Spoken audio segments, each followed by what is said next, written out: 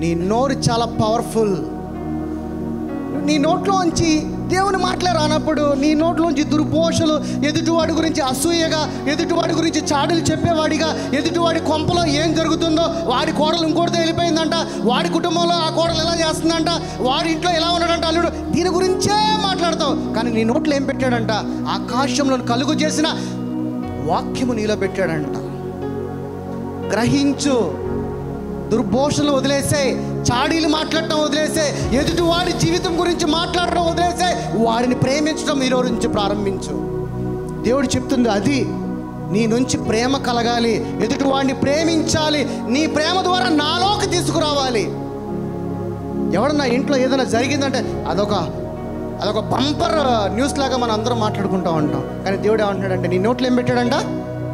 జీవం కలిగిన వాక్యమును పెట్టాడు. ఆ వాక్యము ఆకాశములను భూమి ఆకాశములు తయారు చేసిందని చెప్తున్నాడు. అంటే నువ్వు ఎంత గొప్పడు అర్థమవుతుందా? నీ నోట్లో ఏముందో అర్థమవుతుందా? జీవము ఉందంట నీ నోట్లో. ఏముంది? జీవము. నువ్వు ఏదైతే పలికితే అది జరుగునుగాక యేసు నామములో. ఈ రోజున ఈ సంఘములో ఎవరైతే ఏదైతే డిక్లేర్ చేస్తున్నారో ఆయన నామములో, ప్రతి దాని మీద అధికారము కలిగి అన్నిటి మీద గద్దించి రిబ్యూక్ చేస్తూ యేసు నామములో విడుదలను పొందుకును గాక. నెహెమ్యా 9:6.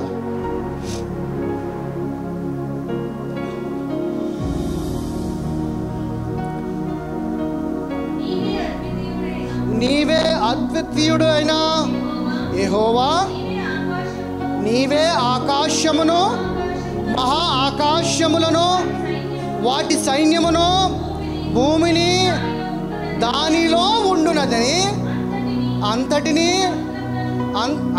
సృజించి వాటన్నిటినీ, సముద్రమును వాటిలో ఉండునది అంతటిని సృజించి వాటన్నిటినీ కాపాడువాడువు, ఆకాశ సైన్యమంతయు నీకే నమస్కారము చేయుచున్నది.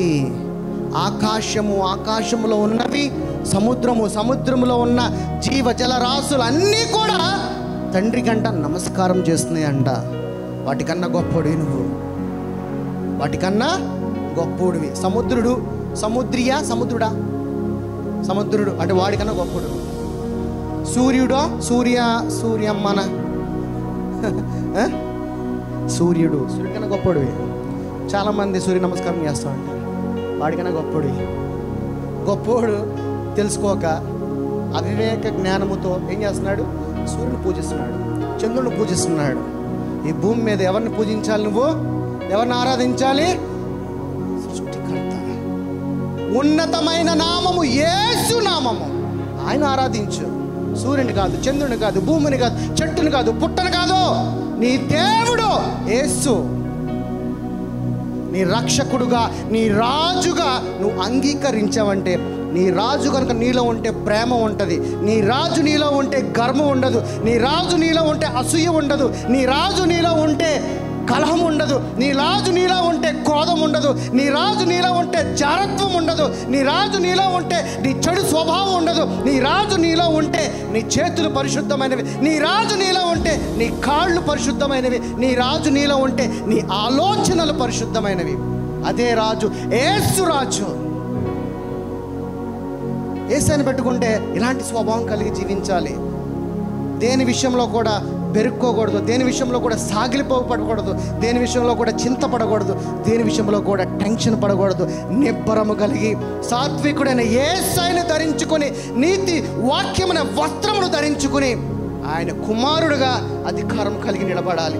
ఏ సమస్య వచ్చినా ఆ సమస్యని జయించువాడిలాగా, తరిమి కొట్టేవాడిలాగా జీవించాలి. కానీ ఆ సమస్యకి భయపడిపోతూ పారిపోయేవాడిలాగా అస్సలు ఉండకూడదు.